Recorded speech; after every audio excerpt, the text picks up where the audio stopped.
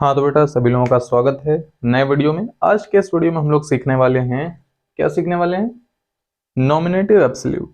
Nominative absolute और जो participles हैं उनमें सिमिलैरिटी बहुत ज़्यादा है, तो कभी कभी बहुत ज़्यादा कन्फ्यूजन होती है। लेकिन आपको एक सिंपल टर्म में याद रखना है कि नॉमिनेटिव एब्सोल्यूट में और जो आपके पार्टिसिपल्स होते हैं उनमें पहले और दूसरे सेंटेंस के सब्जेक्ट्स में डिफरेंस होता है। यानी कि अगर इसके सारे के सारे सेंटेंस आप देखोगे तो इसका पहला सेंटेंस और दूसरा सेंटेंस दोनों के सब्जेक्ट क्या होंगे, अलग अलग होंगे। और यही काम हमें इसमें करना है। नॉमिनेटिव का मतलब होता है सब्जेक्ट। अगर आपने प्रोनाउन चैप्टर पढ़ा होगा तो आपको पता होगा कि नॉमिनेटिव केस होता है हमारा, जिससे सब्जेक्टिव केस भी बोलते हैं। एब्सोल्यूट यानी उसे हमें क्या करना है, फ्री करना है। तो यहाँ पर सिंपल भाषा में लिखा हुआ है सब्जेक्ट को फ्री करना है। अब सब्जेक्ट को फ्री कैसे करेंगे, उसके लिए कुछ नियम है। तो रूल नंबर 1 में क्या है, use being in place of B. अब वैसे ही पुरानी बातें थोड़ी सी कि बी क्या होता है। बी में क्या आता है, वही 5 वर्ड, पुराने से वर्ड जो बार बार बोले जाते हैं, इज, एम, आर, वॉज, वर। तो इनकी जगह पे आपको क्या यूज करना है, बीइंग। लेकिन एक कंडीशन है, इनके साथ कोई वर्ब नहीं होनी चाहिए, इनके साथ कोई एडजेक्टिव हो तब। यानी कि इनके साथ वर्ब बिल्कुल ना हो। क्लियर? क्योंकि अगर वर्ब हो गई तो वो पैसिव वॉइस बन सकता है। क्लियर है? यानी कि आपको तभी बीइंग का यूज करना है जब आपके सेंटेंस में इज, एम, आर के साथ वर्ब की जगह पर कुछ भी दिया हो, कुछ भी दिया हो। क्लियर?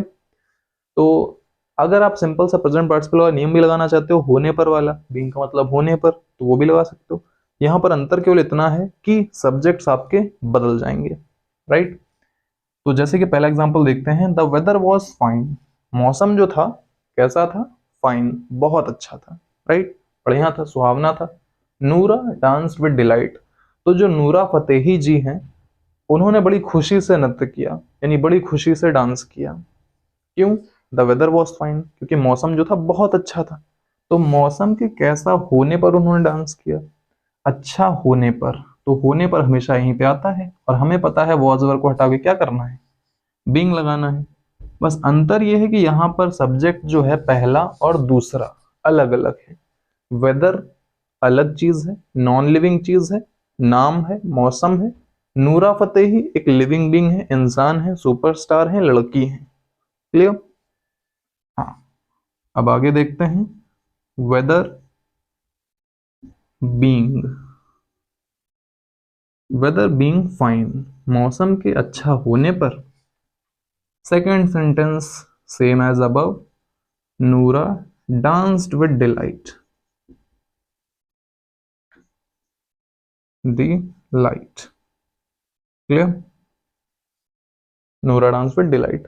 क्लियर है? Okay, now the second question you are going to answer. तो एक बार पढ़ लेते हैं पहले क्या लिखा हुआ है। The teacher was happy. काफी रेयर चीज लिखी हुई है, बिकॉज आप लोग रहने नहीं देते कभी कभी। The teacher was happy. Clear? यानी टीचर जो थे आपके बहुत ज्यादा खुश थे उस दिन। All the boys सैंग with him. सारे के सारे बच्चों ने उनके साथ गाया। यानी टीचर बड़े खुश थे, गाना गा रहे थे, तो सारे बच्चे भी उनके साथ गाना गाए। तो टीचर के कैसा होने पर बाकी के जो बच्चे थे साथ में गाना गाए, खुश होने पर। राइट? तो अब अगर देखा जाए, हैप्पी कोई वर्ब है? नहीं है। फाइन कोई वर्ब है? नहीं है।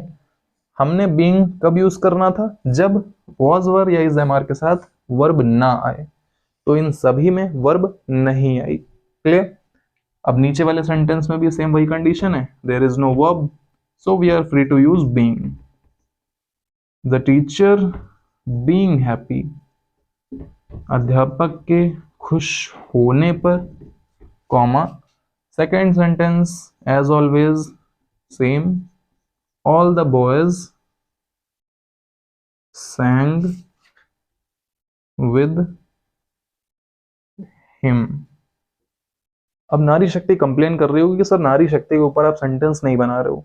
सो रुको जरा, सब्र करो।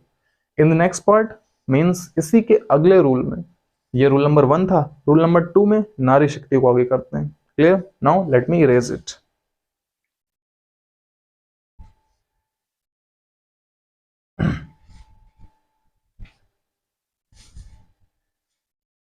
हाँ तो भाई कहाँ पर थे हम लोग थे परफेक्ट पार्टिसिपल के दूसरे नियम पे। मैं परफेक्ट पार्टिसिपल क्यों बोल रहा हूँ, इसका भी एक रीजन है। क्यों? क्योंकि नॉमिनेटिव एब्सोल्यूट का जो सेकंड रूल है वो बिल्कुल परफेक्ट पार्टिसिपल वाले रूल्स पर बेस्ड है। कैसे? यहाँ पर भी जो सेंटेंसेस एक्टिव वॉइस में होते हैं उन्हें आपको हैविंग प्लस थर्ड फॉर्म का यूज करके बनाना होता है, और जो सेंटेंसेस पैसिव वॉइस में होते हैं उन्हें बनाने के लिए आपको having been plus third form का यूज करना होता है। क्लियर? अब यहाँ पर तो सिंपल सी एक लॉजिक लगा सकते हो आप कि आपके सेंटेंसेस में वर्ब होनी चाहिए।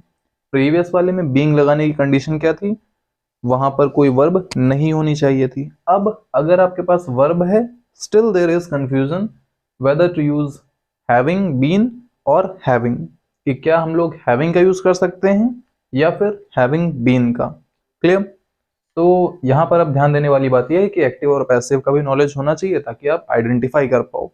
तो जब हमने परफेक्ट पार्टिसिपल आपको बताया था, at that time I told you कि जब भी बी फॉर्म के साथ थर्ड फॉर्म आती है तो वो पैसिव वॉइस होती है, जब भी हैज हैव हैड के साथ बीन आ जाता है तो वो पैसिव वॉइस होती है। क्लियर? तो यहाँ पर देखते हैं और पहचानते हैं। तो सबसे पहले अगर हम ये वाला देखें, the headmaster entered the class, all the girls stopped talking, usually they keep talking, बातें करती रहती हैं, जबड़ा कभी दर्द ही नहीं होता। Right? The headmaster entered the class, लेकिन जैसे ही हेडमास्टर जी जो हैं कमरे के अंदर आते हैं, क्लास के अंदर घुसते हैं, सारी की सारी लड़कियां बात करना बंद कर देती हैं, एकदम सांप सूंघ जाता है उन सबको। क्लियर?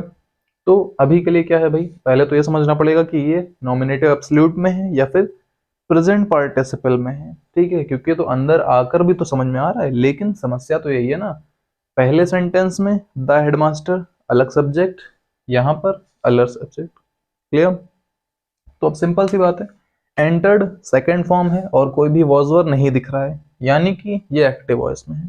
तो जब अगर ये एक्टिव वॉइस में है तो हमें क्या करना है, पहला सब्जेक्ट भी लिखना पड़ेगा क्योंकि ये तो अलग है। तो हमने क्या लिखा, द हेडमास्टर। अब एक्टिव वॉइस में लगाना क्या है, वर्ब की थर्ड फॉर्म से पहले हैविंग का यूज करना है, हैविंग एंटर्ड, फिर बचा क्या, द क्लास, और second sentence as always same, all the girls. आगे का सेंटेंस आप लोग नोट कर लेना, as I do not have the space to write it. Clear? Okay, अब थोड़ा सा नीचे वाले में आते हैं। ये वाला समझ में आया? यहां पर केवल इतना समझना था कि ये सेंटेंस एक्टिव में है या पैसिव में है। अगर ये एक्टिव में है तो आपको हैविंग प्लस थर्ड फॉर्म का यूज करना है, और अगर ये पैसिव में है तो आपको हैविंग बीन का यूज करना है। So if I have used having plus third form, it does mean it is in active voice. Clear? Okay, now in the second one, let us talk about this one. We can clearly see here I have written was plus third form. Now be plus third form. What does it represents? Passive voice. ये क्या दिखा रहा है? Passive voice. Okay. सो अगर ये passive voice में तो हमें क्या यूज करना पड़ेगा, हैविंग बीन। अब सेंटेंस का थोड़ा सा अर्थ भी समझ लेते हैं, हो सकता है स्टोरी में काम आ जाए, ट्रांसलेशन में काम आ जाए। She was asked to bring a new book, उसे एक नई बुक लाने के लिए कहा गया था या कहा गया। एवरीवन लव्ड एट हर, इस बात पे हर कोई उस पर हंस दिया। Right? So both subjects are different, दोनों सब्जेक्ट अलग अलग हैं, यानी हमें दोनों को रखना पड़ेगा। तो हमें क्या करना है, शी को शी रखना है, और अगर ध्यान से देखा जाए तो वॉज को हटा के हमें क्या लगा देना है, having been asked. Then whatever is written we just have to copy it from the above lines.